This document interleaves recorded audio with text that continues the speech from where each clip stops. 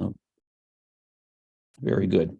Okay, so let me go ahead and do what I said about spotlighting our key participants here. And now I just got to find them on here. David. Okay. And Stephen.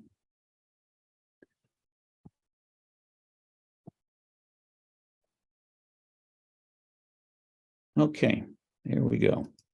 All right, so David, you have unmuted. I see Stephen, if you could unmute, we'll get you guys started. So thank you, everybody, for joining us for this Amherst 73 Speak session. Great. Well, thanks very much, Jim, and thanks to all of the people who've signed in and are watching today and who've watched some of the previous ones. Really appreciate it. And thanks especially to Stephen for agreeing to be interviewed. There's a lot to cover, so we better get going. So Stephen is speaking from Chicago, which is his hometown, as it turns out. So let's start there. Why don't you tell us a little bit about where you grew up and your family?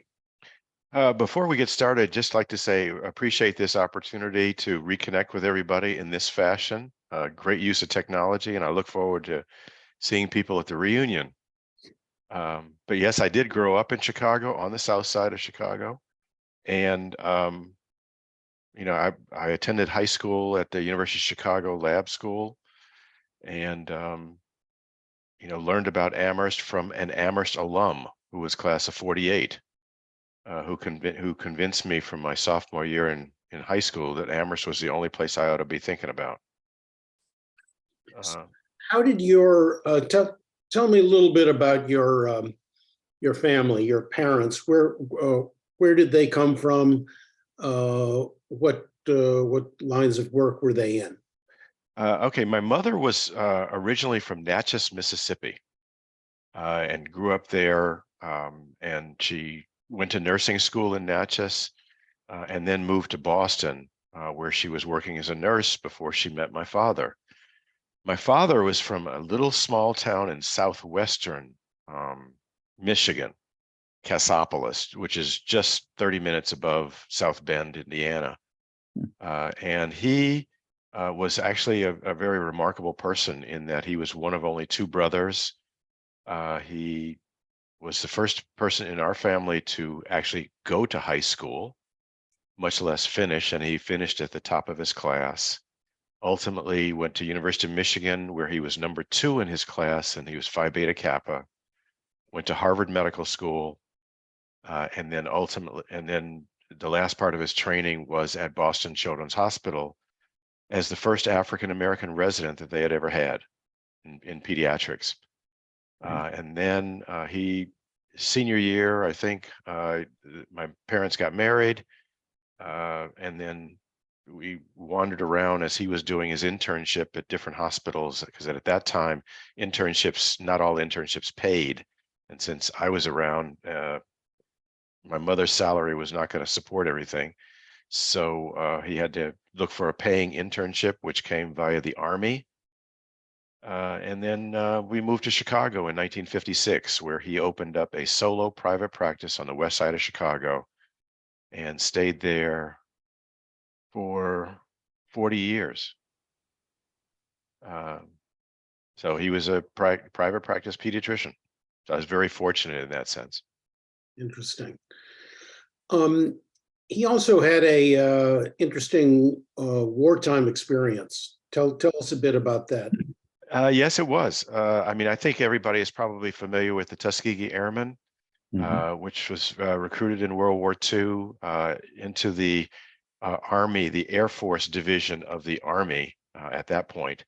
They trained to fly down in Tuskegee, Alabama, which is where they got the name Tuskegee Airmen. And most everybody kind of associates the Tuskegee Airmen with fighter pilots, because there's been 2 films and there's documentary and stuff like that. but there was a small group of bomber pilots, and my father was one of the bomber pilots. Unfortunately, but fortunately in another way, while the fighter pilots went overseas and were well distinguished in terms of their involvement in World War II, the bomber pilots were not permitted to go overseas, because being a bomber pilot was actually was a higher position compared to the fighter pilots, and there was a sense that they had to go slow in terms of integration of the Air Force, and not to have a situation where bomber pilots would be more superior than the white fighter pilots. And so none of the bomber pilots went over into active service, and they just buzzed around down at Tuskegee, and but they never went. Was that something that bothered him all his life, or did he I don't know, come to terms with that? Well, it's kind of hard to come to terms with, because that was just, one chapter in terms of the realities of those days, when there was persistent segregation in a lot of different ways. And so it just fit into his experience, having run into those kinds of similar incidents in other parts of his life and part of his education. He did, after he was at Tuskegee and then came back and finished college, he talked about when he was applying to medical school that he applied to Johns Hopkins, and they said, well, everything is going to be fine because we have a Negro ward and we have the white ward, and you'll have plenty of patients over on the Negro ward. He didn't, from that, he stopped considering Johns Hopkins. Harvard didn't have such a constraint. And so, and then clearly he knew that that was the top medical school in the US or perhaps the world, but he was used to those kinds being treated in that manner, as were so many other people during that time. That segregation was real, is still persistent in many ways. And so you come to accept that as the reality, but it is always, for him, he was angry about it. And it's very unfortunate. Just say a few words, Stephen, about this man who was an Amherst alumnus who got you interested in Amherst, and a little bit about him and about you obviously took his recommendation and went there. If there's anything more in your story about how you decided on Amherst or got to.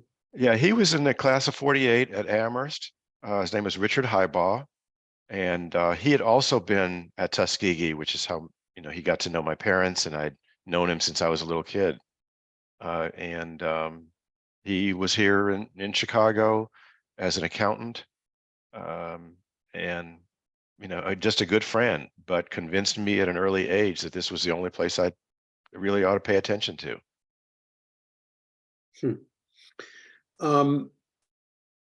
So tell me a little bit about your experience at Amherst. It was it was a time of sort of social and political turmoil, as we all remember. There was a couple of strikes. There was the Black students' takeover of a number of buildings on the Amherst campus, and I think some in others of the 5 colleges. But talk a little bit about that, and in particular the community of Blacks who spent a lot of time together. Well, you're exactly right. You remember, we came to school at in '69. The tail end of the '60s, but still an awful lot of upheaval from, the Vietnam War. As you point out, there was still some, a lot of racial issues going on as a follow-up to the assassination of MLK in 1968. So there's a lot of turmoil, and so many of us, kind of joined as part of those whatever demonstrations that were going on.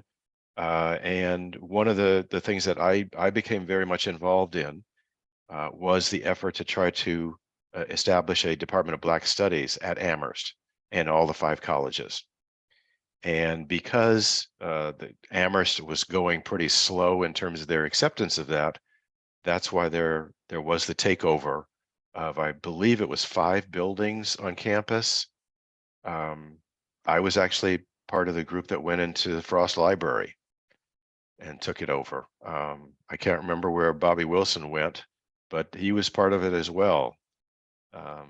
But this was around, trying to get the college to be serious about Black studies. And after that takeover, they did agree to establish the department, and then recruited the first chair, Professor Asa Davis. But one of the other campuses, Mount Holyoke, still said, no, we're not going to do this. And so I believe it was 8 days after the Amherst takeover, we took over the buildings over at Mount Holyoke. And then subsequently, Mount Holyoke agreed to start their Department of Black Studies. And so that was, from our perspective as students, very successful.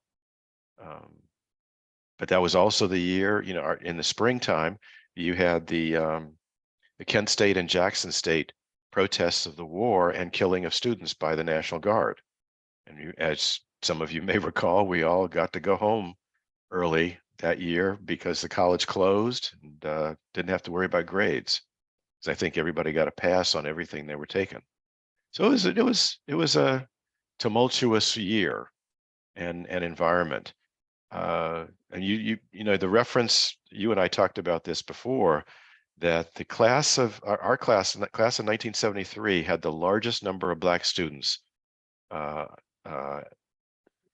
admitted and who matriculated in history at Amherst. There were 24 in our first year class, and so it was quite significant that there was that kind of a number. But still, we felt very isolated in that environment, and some of our classmates had never gone to school with white students, and so it was uncomfortable. It was trying to get used to that kind of environment, and so it was almost that we created a cocoon, a family within the class, within the college, of Black students that were able to share their experiences, and it was familiar, it was comfortable. Not that there were too much controversy or problems in terms of interacting with other members of our class and other students at college, but it was more comfortable because you were familiar with the experiences that we had all had. And were you uncomfortable personally in this largely white or overwhelmingly white environment? Not particularly, because I had gone to the University of Chicago, the high school there, and it was predominantly white. And so I was very familiar with that, but it was like, I'm familiar with that environment, but it's much more comfortable when you have shared experiences. And I think looking back on it, it was a protective mechanism in terms of, many students to feel comfortable like that. But we also, and I think some of us have talked about this in later years, that we missed out on things, that we missed out on getting to know other individuals in our class or that also in the college, and for them to get to know us in a way. But, we were kids. You make mistakes. But I think overall, it was a very protected, it was a very comfortable environment, and I'd do it over, no question.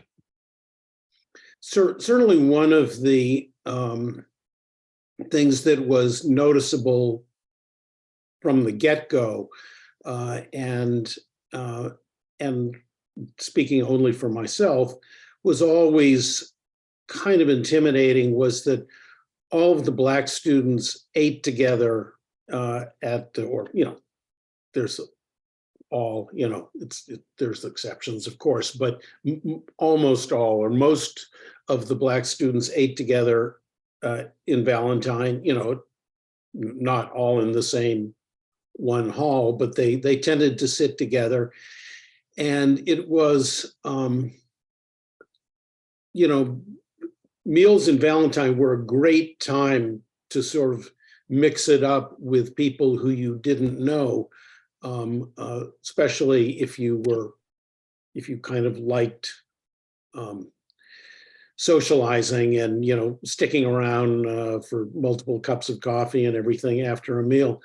But I don't recall personally ever sort of just, walking up to the Black table, sitting down and having dinner. I suspect I think I was invited a couple of times, but did you feel a certain that this was kind of a responsibility, or was there pressure for you to eat with fellow Black students, or was that always kind of the preference, the choice? It was, I didn't feel any pressure at all. I mean, it was just the choice. And it was comfortable. Here again, you shared experiences.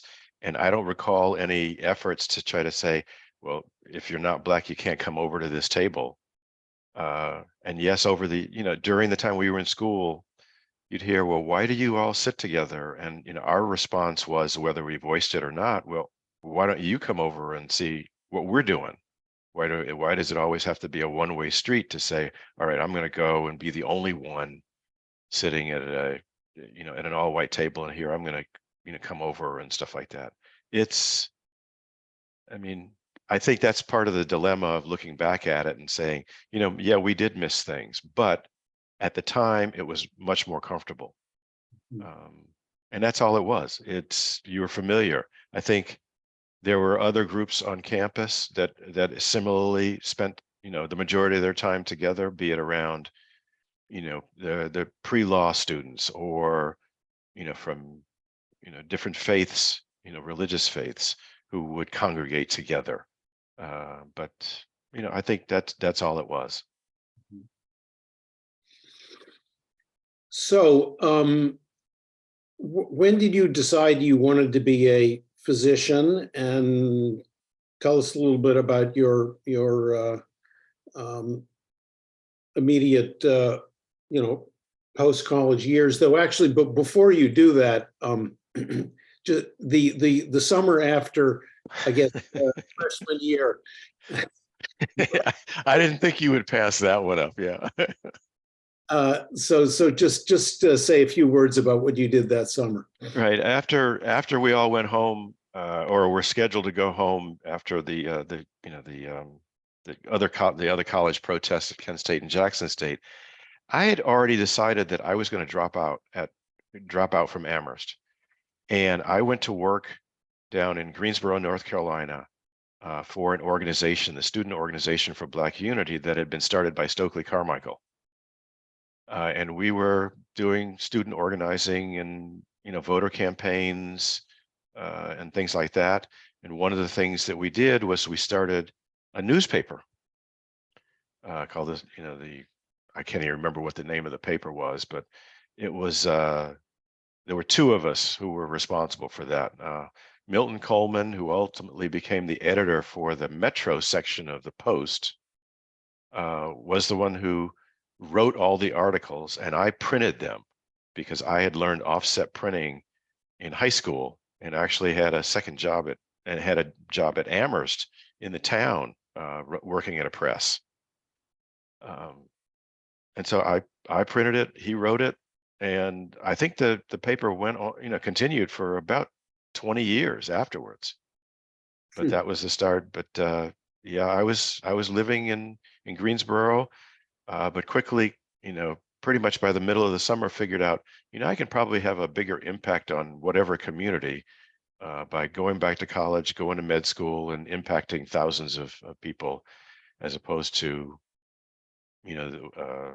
trying to impact the world through a newspaper and protest. Nothing against Stokely, because I didn't even know we were working for Stokely Carmichael at the time. But that was an interesting time. Interesting. So tell me about med school and training. Yeah, I decided to go into medicine after, when I came back. So as a second year. So I was a little bit behind relative to pre-med courses compared to a lot of other folks. Went to University of Illinois back in Chicago for med school, which was a great experience because a couple of our rotations were over at Cook County Hospital, the hospital that was used in the original ER television show. It was a classic public hospital with a lot of trauma and everything else. It was a good experience. Decided to go into pediatrics as my father had done, because it was more a matter of deciding what I didn't want to do. And, didn't like psychiatry, probably because I did my psych rotation over at the VA and there wasn't much instruction going on, and a lot of Vietnam vets. And kids are fun. I mean, you can play with children even when they're sick. And so I think that's what drew me to pediatrics. But early on, I knew I didn't want to follow my father into private practice. He wanted it, but not me. I didn't want that. And so, yes, I did specialize in pediatrics, and I'm board certified in that specialty. But my choice was to go into medicine with the idea of a career that would span at least 3 different kind of broad subject areas: clinical practice, the private sector, whatever that was, and then clinical medicine. And over my career, I've been able to hit all 3. And so it's been a lot of fun. I like the variety. I like the challenge of doing different things. And you got some training in slightly related fields during or after your residency. When you say, talk a little bit about that and where that led you. Yeah, after residency, I did a fellowship program called the Robert Wood Johnson Foundation Clinical Scholars Program, which was to train a group of physicians at the intersection of economics, sociology, and healthcare to try to improve medicine from a macro standpoint. And I got my Master's of Science in Public Health, got 2/3 of the way through business school. The reason I didn't finish is because my second daughter came along and I had to work a little extra to support family. So I did I get bored doing one thing. I've got to do multiple things at the same time. And where did that lead you next? Next, let's see. So that I stayed in that was in Los Angeles because I was doing my residency, graduate school, fellowship, et cetera, at UCLA.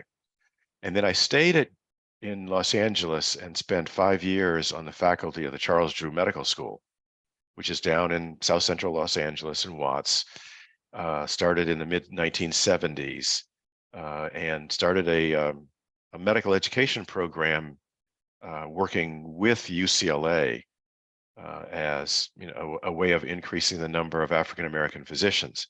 And not only was I in the Department of Pediatrics and had clinical responsibilities, I was assistant and later associate dean for student affairs at Drew as well as UCLA, doing my research at the RAND Corporation over in Santa Monica. And, with at that point, 2 kids and a wife who was also a physician with a call schedule. So kind of juggling a lot of different things. And that was a lot of fun because it was teaching, research, direct patient care, and then building an institution like Charles Drew. And as an aside, I don't think I shared that with you. Just a couple of months ago, Drew was given the go-ahead to go ahead and establish a fully independent 4-year school. And the current dean and president are friends of mine that I've either been in training with or just known from different positions. So very rewarding to be part of that institution. And I think Charles Drew is an Amherst graduate, right? Yes, Charles Drew was an Amherst grad. And actually he was, I mean, it's not, he's thought to be the father of blood plasma or storage of blood products, because he did develop the method for storage of blood in the early 40s that then was very, very helpful in World War II and the Korean War relative to providing care for wounded soldiers. And yes, he was an Amherst grad. At the same time, Charlie Houston, who became one of the leading civil rights people working with Thurgood Marshall, all kinds of, it was a whole group of them that had come through back in the 20s and really had outstanding careers. Also, as an aside, Amherst was one of the first colleges in the US to admit Black students. And when the college was opened in 1821, and in 1822, they admitted their first student. And at that, I actually did my honors thesis talking about that student. His name was Edward Jones. And at that time, we thought he was the first one in the whole US. Subsequently found that there's been somebody else who was at one of the other small colleges, I believe in Maine, who was actually the first. Wasn't Oberlin very early in admitting Black students? They weren't that early though. I think they were in the 1830s, maybe 1840s. But they're one of the other colleges that admitted students. But so I want to get you to Washington because there's about there. So just kind of segue to Washington and then riff on that. After having been at Drew and had a fairly successful career there, both in research, I had always wanted to work in Washington, D.C. From the time I was a med student, and had an opportunity to join the staff of the Senate Labor and Human Resources Committee, working for the chair of the committee, Ted Kennedy. And that, an opening came up largely because the Democrats got the Senate back in '86, and was able to, apply, get the job. They said, you better be here in a couple of weeks, and good luck driving across country. And so that's what I did. Fortunate to run into another Amherst classmate who's on this call, Bobby Wilson, who was then working for Lowell Weicker. And so it was that was really exciting. Probably the best job I've ever had was working in the Senate, because you talk about influencing a lot of people. You're impacting the entire US population, and in some instances even more. And working for Ted Kennedy was quite an experience, because as a senior staffer, spent an awful lot of time with him, both in the Russell Senate office building, as well as going out to his house when he wanted to play tennis. Interesting. So, yeah. So what were some of the bills or the topics that you were sort of wrangling and in charge of? Well, because the health staff on the committee working for Senator Kennedy, we kind of divided things up in terms of issue areas. One person only had health insurance, because we were trying to get through a health insurance mandate at the time. Another person had NIH and a couple of other things. And I was given the assignment of FDA as well as the Public Health Service. And I didn't know anything about FDA. I'd never done any background work, but I recognized quickly that that was going to be something very advantageous to work on that topic. And then all of us had responsibilities working in on HIV, because at that time it was just a couple of years prior to the first case, after the first cases were identified. and we passed two major pieces of legislation on HIV, the Ryan White bill, as well as the treatment bill. And so that was pretty impactful, to be part of that, and to have that role working for Ted Kennedy, who was really, as they would call him, the lion of the Senate. All of us were quite busy. Let's just say that, yeah. But on the side, I was still, because I had two daughters back in Los Angeles. I had to work extra, and so I used to moonlight at one of the public hospitals there in Maryland, just outside of DC. So I was busy. What did, was that okay with Kennedy? Kennedy actually was pretty impressed with that, and used to boast about me having come from taking care of the babies overnight or on the weekends. He thought it was a great idea. I was tired, because there were times when I was up all night long and then have to come into the Senate. So you managed a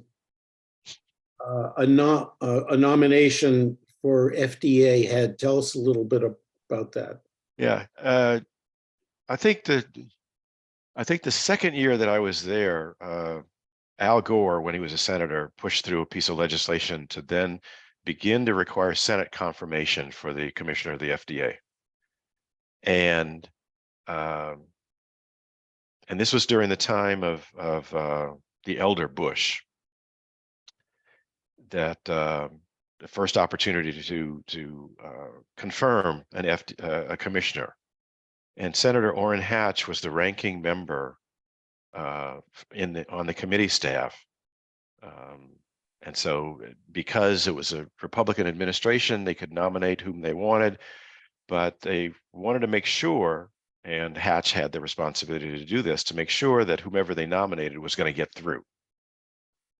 And they nominated somebody who had been a former staffer for Senator Hatch, because there wasn't a position with Senator Kennedy. And they nominated him, and that was David Kessler. And I remember the Senator Hatch's staff came to me, and they said, well, we want to make sure he's going to be okay with you guys. And I said, they told me the name. I says, okay, well, I'll get back to you. I've got to go talk to the senator about that.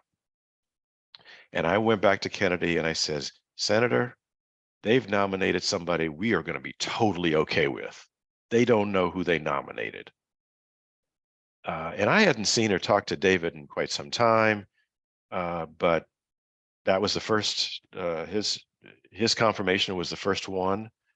And I mean, I think his track record afterwards would prove me right, that, when he went after tobacco, and he's been pretty strident in terms of his positions that weren't exactly consistent with what George Bush, either one of them, would go for.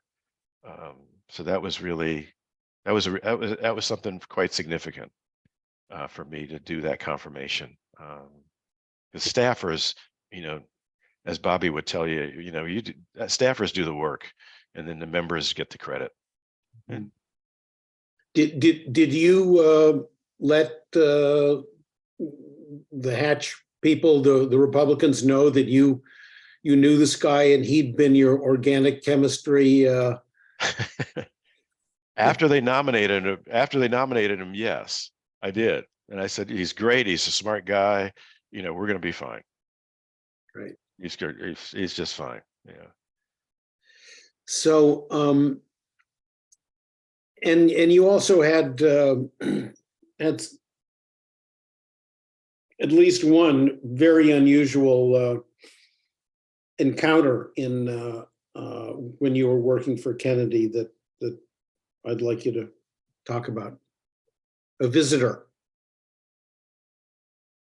to Kennedy's office. Oh, okay. Yeah, when you say visitor, yes, in 1990, the last year I was there, because I was there for 3 years, Nelson Mandela was released from prison, and after only, I think it was a couple of weeks after his release, chose to come to the U.S. The first place he went to in the US was to Senator Kennedy's office, because Kennedy had been very good on apartheid for many years, since back in the 60s. And Senator Kennedy instructed his staff to call all of the Black staffers, and that was 5 at the time out of 80, to come on over to his personal office where Mandela was. And we had the opportunity to spend time with him and Winnie Mandela. And so I had a chance to meet him, to spend time and talk with him, and just to be in his presence was remarkable. Just truly wonderful. I mean, a man of stature, in my view, that was at the same level as MLK, but on a world, for world notoriety, and the work that he had done, the sacrifices that he had made. And he was very gracious, very humble, and that was a great experience. Pretty. Just for that few minutes. Yeah. Wow. Okay, so you ultimately left Washington and you went into the business side of medicine. A lot of stops there, and we're going to cover them in about minutes, and then I have a couple of high altitude questions, and then we're going to take questions. So just to, summarize the decades of your business career. It's, the summary is that because I was working on issues related to FDA for the chair of the relevant committee with oversight over the FDA, I got to know a lot about the industry.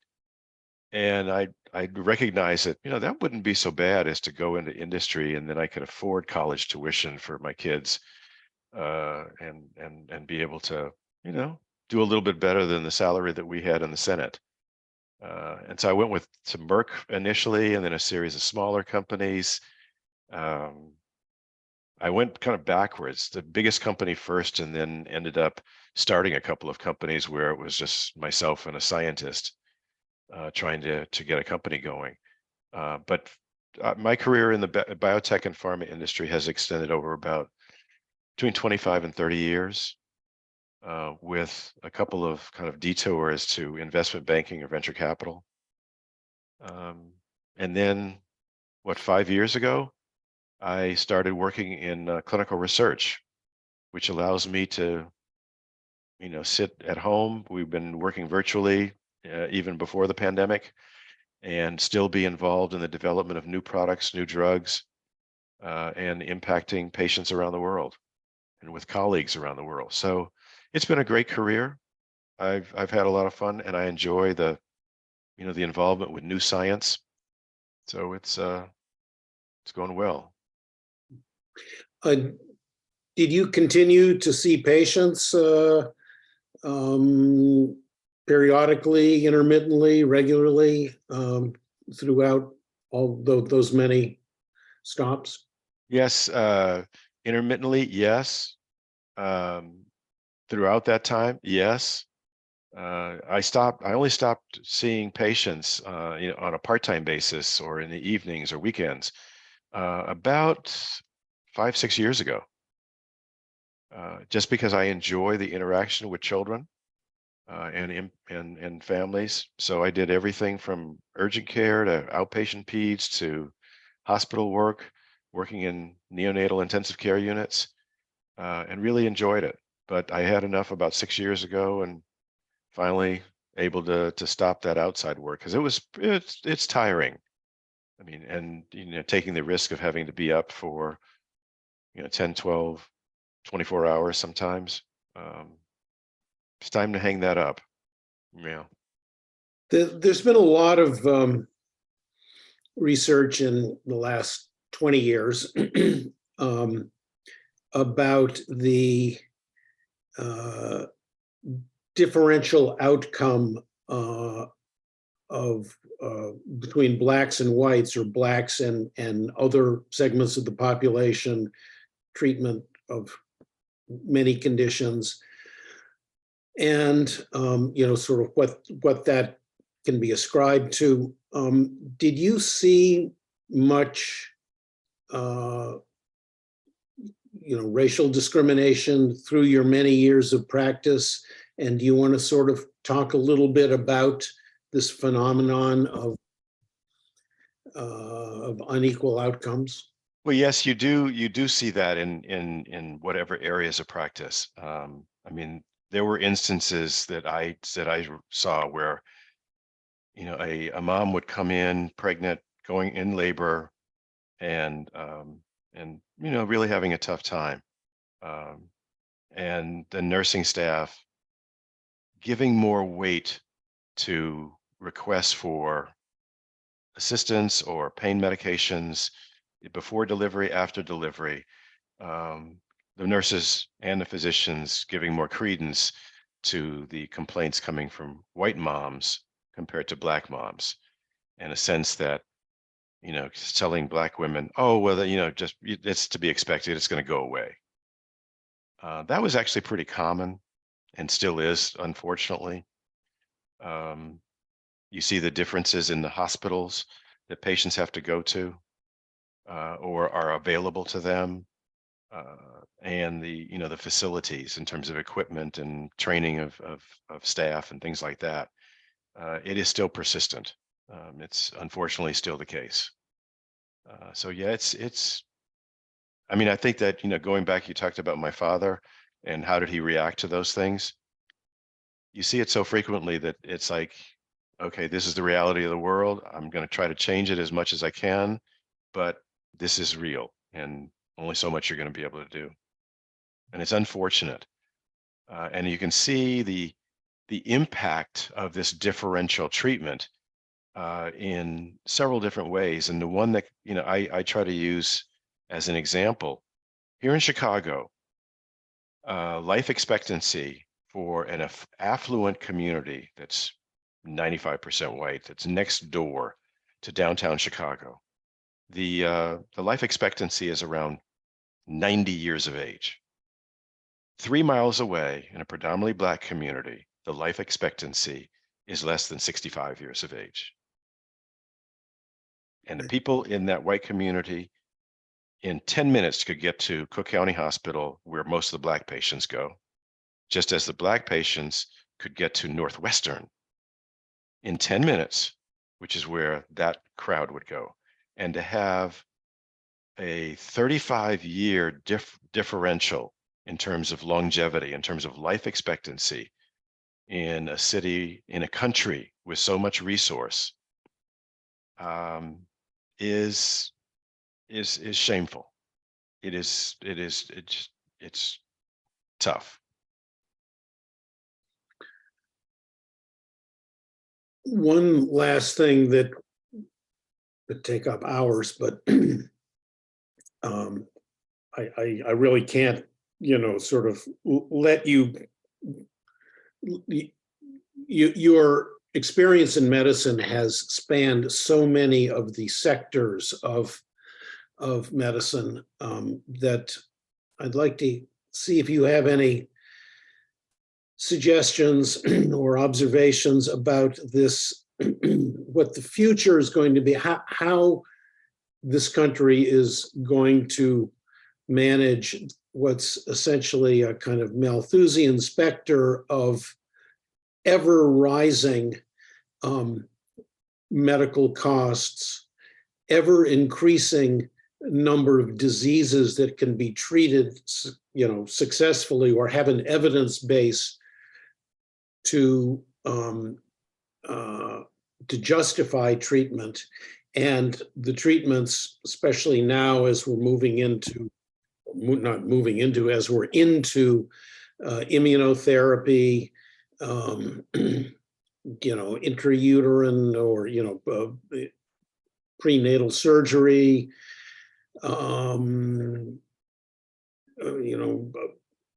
gene therapy maybe at some point, on and on and on. These are all more expensive than what they're replacing. And what's going to this is sort of the unstoppable object being hit by or the immovable object being hit by the unstoppable force. What are your thoughts? Well, first off, it's important to understand that all of this high technology, from MRI scanners to immunotherapy to gene therapy, you're impacting a very small number of patients. And yes, you are making a difference in the patient in the lives of those individuals and families, but the masses of population, don't either need or get exposed to that high technology that is so very expensive.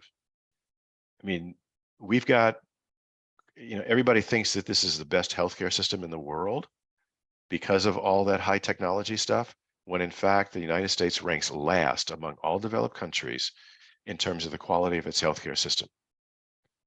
And, when you say, okay, you've got availability for gene therapy and cancer treatments and proton beam and robots and all that kind of stuff, but yet you can't provide primary care for expectant mothers. You can't, provide care for patients who have chronic kidney disease and don't have the resources and can't get a transplant. It's egregious. It's horrible. But it's the US, and those of us that have the resource will be able to take advantage of those things, and it will make marginal differences in terms of our quality of life or our longevity, but not impact large populations, and all of us end up paying for it.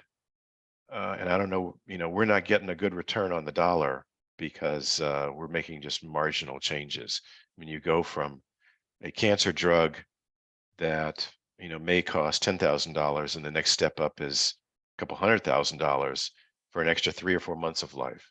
Yes, for that individual, that's probably meaningful. From a societal standpoint, I'm not so sure. So I'm not optimistic that we're going to spend any less money in any years, and all of us, we'll be able to take advantage of some of those technological advances. But not everybody in the United States. Yeah, it's true. Okay, well, I'm going to, this has been really interesting, Stephen, and I'm sure there's some questions. So I'm going to turn it back to Jim, who has been looking in the chat, I hope, and he'll call on people or read questions. Okay, thank you very much. There's just a few questions in the chat, and a couple of them are mine, so I'm going to skip those to start with. Focus on other people's questions. I thought you were going to choose yours because you came in the first. Yeah.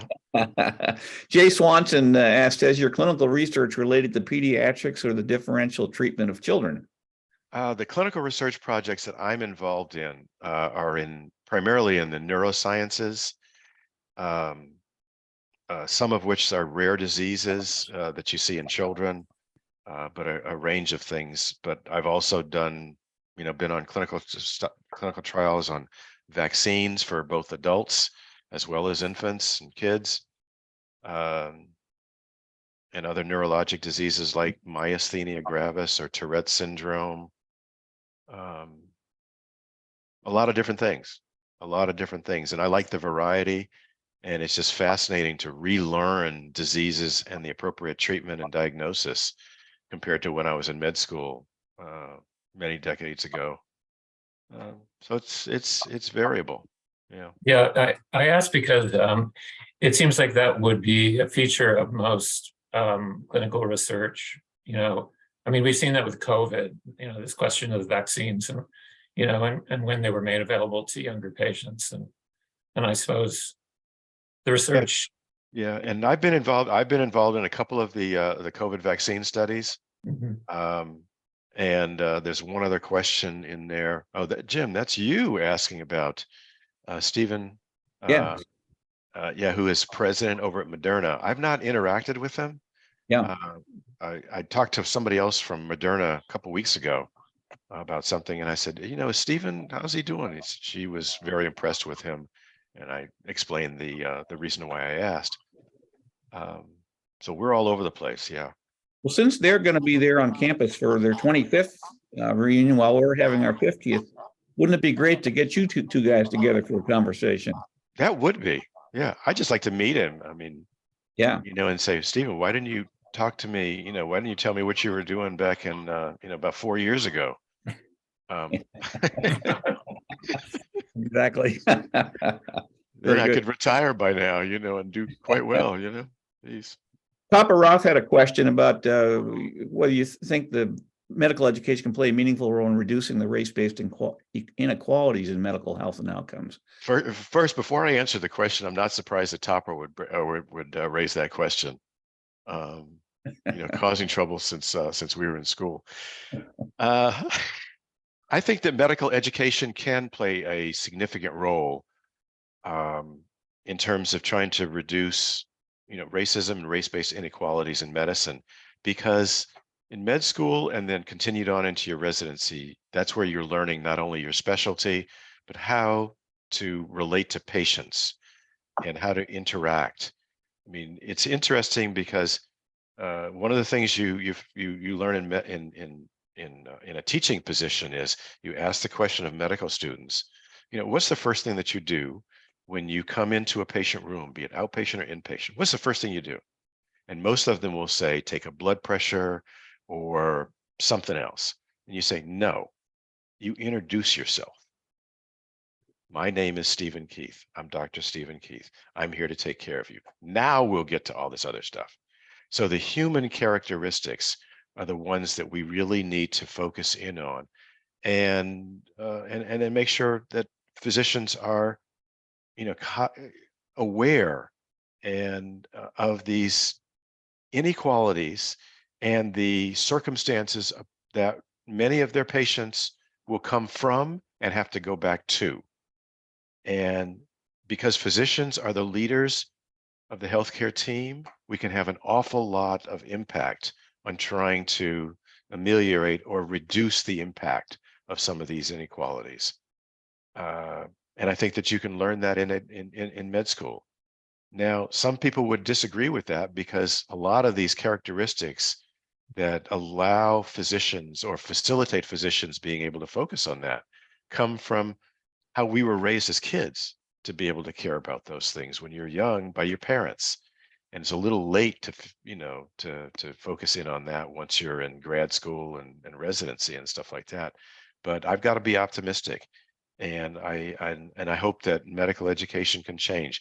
We're seeing that in medical schools across the country who are bringing into the curriculum awareness about inequalities and what are the ways in which physicians can be part of teams to rectify those things. So I hope that will continue. Yeah. Are the percentages of minorities coming into the medical schools still increasing?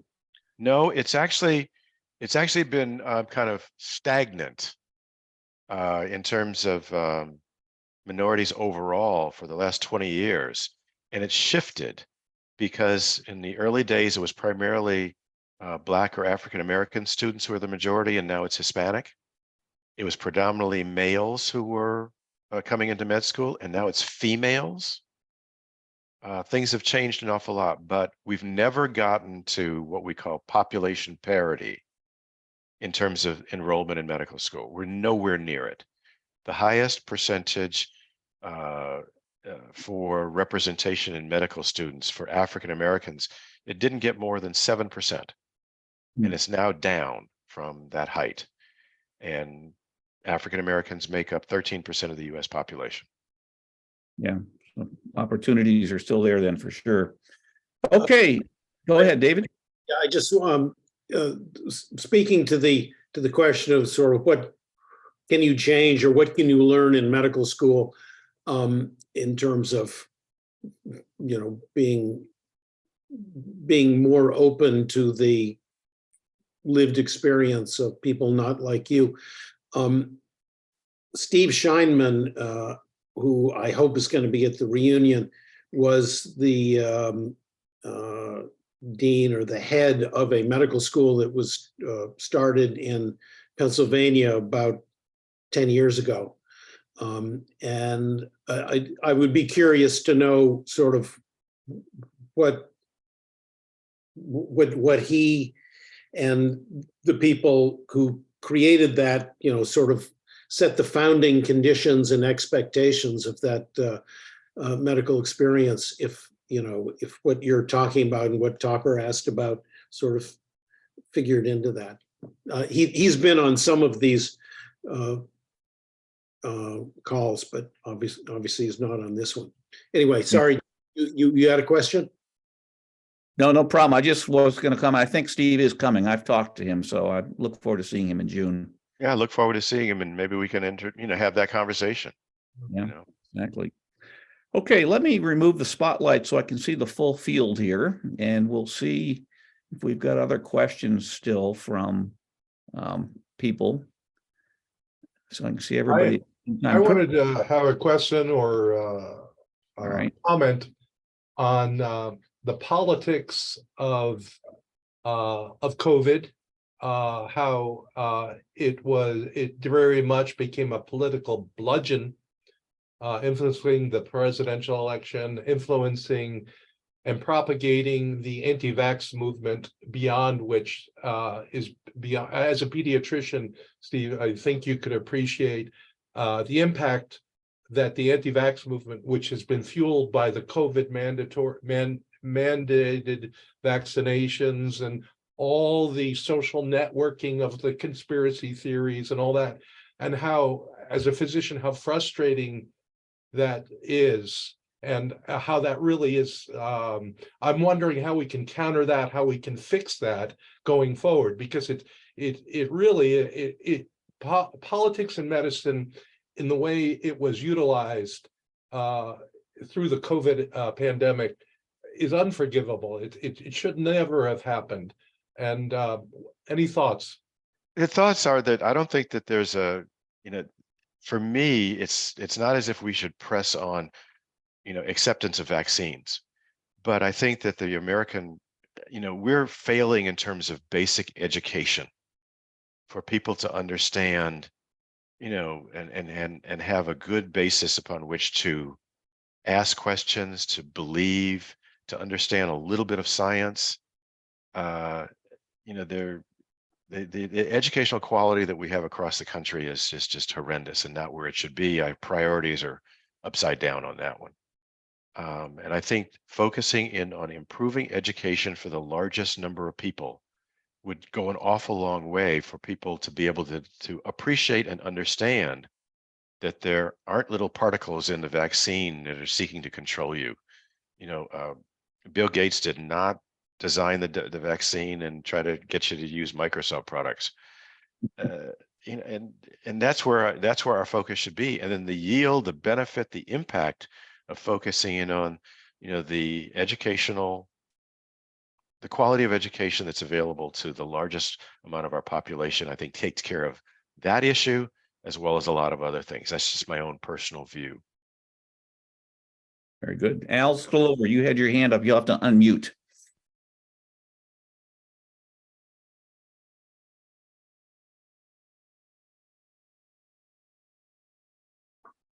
There we go. Steve, thank you so much for taking your time to speak. You've touched on the effect of parents in our teaching us and in a grad school and medical school. Looking back on your Amherst College experience, those 4 very formative years,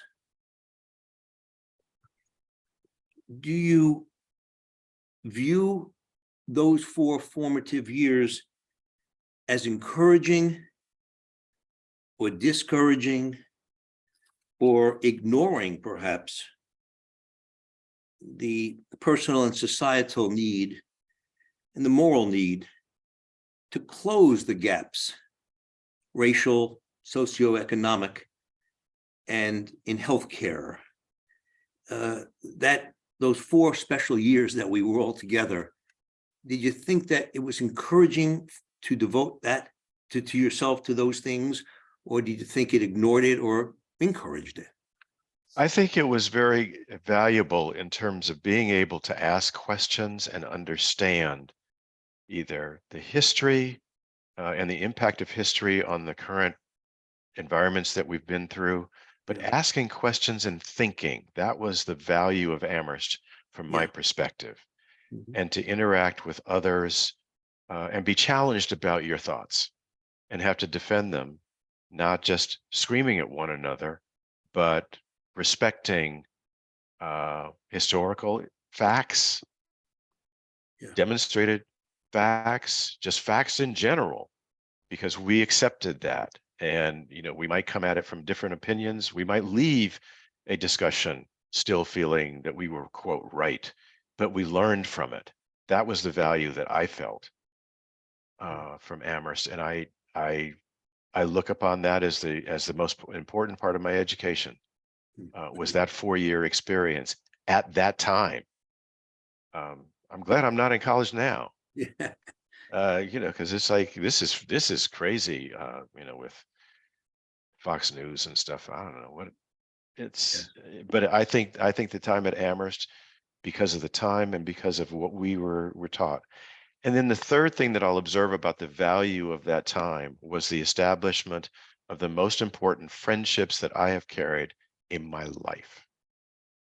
Right. I think you might remember Phi Psi, which was across from Valentine. Yes. Was back our first year was not really well kept up, and there weren't too many Rhodes Scholars over there, and a group of Black students kind of took over starting in our second year, and then ultimately in our junior year it became all Black, and it was another comfortable environment. It was home and things like that. But the guys from Amherst have been the most important friends in my life. And I am not to be a downer or anything like that, but the loss of George Johnson and Bill Wooten. Challenging. Yeah. Yeah. Thank you. Yeah. Yeah, that answers a question I had started on this chat with about your cocoon of friends and whether you'd kept up with them all these years, and it sounds like you have. Very much so. And so every time I come to Washington, D.C., and the weather's decent, there's one Robert Wilson who I catch up with, and we play a round of golf Mhm. and talk about all the years we've been together, and some of the other folks from Amherst and Smith and Mount Holyoke. So yeah, and his birthday is 2 days after mine, so it's like we've got a lot going on. All right. Happy birthday, both of you. Well, Okay. and I have to say, it's nice from at least some of us think it's nice to see Bobby Wilson on the call. Just some of us go. What Well, happened, no, Bobby? I mean, What'd you I can't do? speak for, I won't speak for everybody, but at least from my standpoint, it's nice to see Bobby Wilson on the call. Bobby, you need to say something. Unmute there, Bob. No, You're not unmuted yet, Bobby. There you go. Well, thank you, Robert, for that. It's nice to see you all as well.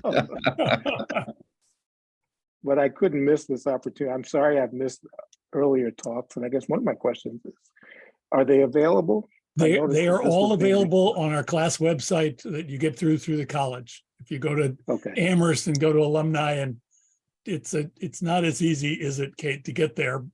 They're Kate works actually for the buried college. in the 50th reunion. You have to click on that, and then it Right, and then there's comes- all of them are there with the Yeah. link for the recordings. yeah. Yeah. Dave Well- and Jim, you guys have done a great job. I'll tell Yes. you, yeah. really, very much appreciated. Thank you. Yeah. and Bobby, Jay Nash was I think most recent, just before this one, and it was fascinating. I mean, to learn about all the different roads that each of us has taken. It's interesting. Well, It's I've wonderful. enjoyed this one as well, as for obvious reasons. My lifelong friend, Stephen Keith, and Stevie, I think he did a great job. Thanks a lot. believe it or not, as long as we've known each other, I've learned some things about him today that we've never discussed, never talked about. And so that's, that's especially nice. But there was a question about the Amherst influence, and I second everything that has been said about the relationships and the friendships that have endured a lot of changes in life since then. And the two people that Steve mentioned were two of our closest friends. And we miss them dearly. On the question about what your Amherst experience was, on the beginning of the discussion with Steve, there was the exchange between him and David about the Black students at Amherst.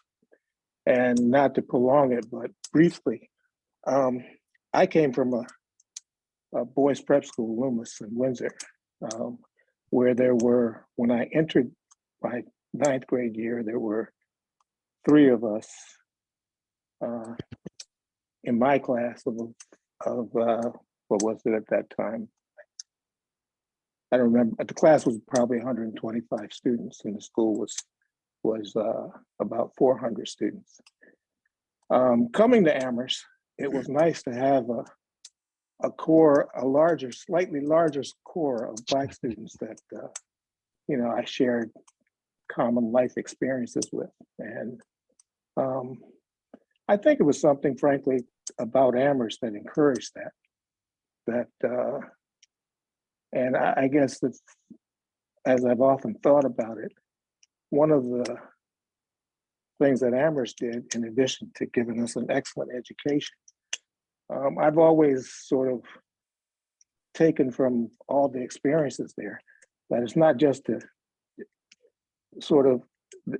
need to be an active intellectual, not one who just talks about ideas, but it's important to take action, to do things. And that's one of the things I think I've carried from all of my varied experience at Amherst, particularly that tumultuous freshman year that we all had. It's one thing to be informed, be knowledgeable, but what you do with that is also important. But thank you all. I've enjoyed this very much, and hopefully I'll see you in our reunion. Right. Thank you. Just before we part ways, I just want to invite you all to send me and the email addresses and things, previous emails. Send me questions for the new president, because he's going to be interviewed a month from today, March 1st. And I've agreed, since we're not going to have a pre-interview the way I have with the previous guests, I'm going to send him some of the questions. I've gotten a few questions. I'm not going to identify who asked what, but we don't want to blindside him. And some of these questions are are about some pretty hot topics.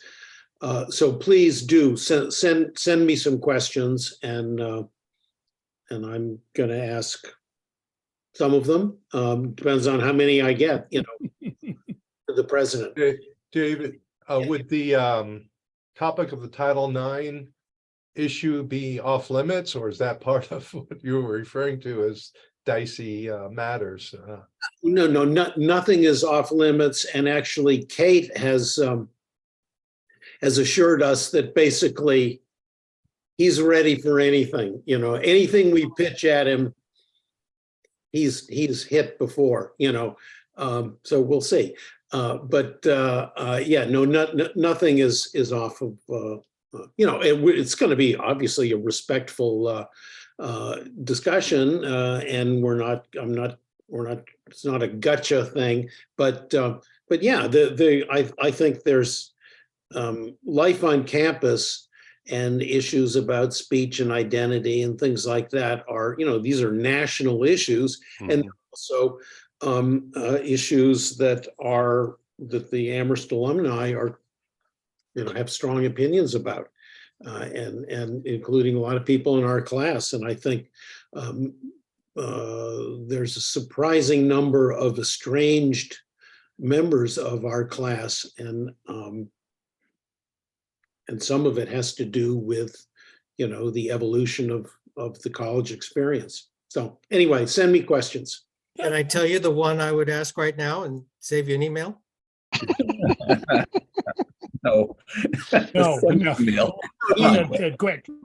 You give us a tease of it, but send me an email anyway. Yeah. Come on, Ted. Okay, all right, fine.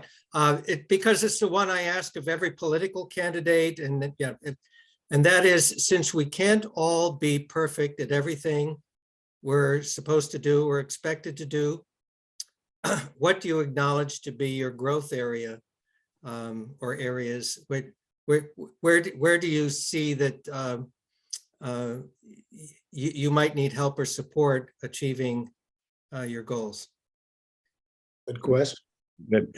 And I'm going to send the link for this recording to Bob Hicks for publication as soon as it's available, either later today or tomorrow. And let's put David Brown's email address into that communication to the class as well, Bob, so people will know where to send the questions. Happy to do it. Kate, if you could unmute for a minute, I just wanted to ask you, when do you think the communication on the registration for that session is going to come out? We just go ahead, Katie. Oh yeah, I have a meeting tomorrow to get some help from my colleague to get it all set up on the back end. So I'm gonna hopefully be done with my part of it tomorrow, and then if you all can send me the language that we should use to invite folks to that, I can hopefully get it out the door soon. Okay. I would. I think the draft has already been sent to you. If the threads of emails I've seen so far in terms of the invitation for the registration, and I believe the registration is in a week, correct? For reunion or for 73 Speaks? For reunion. For Oh. reunion. Talking about 73 Reunion. Speaks. Yeah, Oh, I you think want Speaks, I want reunion. reunion. Yeah, so we have a bunch of we have a bunch of different communications for your class in the queue. Bob, for reunion, I hope by next week, if not the 7th, the days following. And then, yeah, we'll just have to time it when we want this to go out with that. So For the I'm going to stop the recording. Stop the recording. And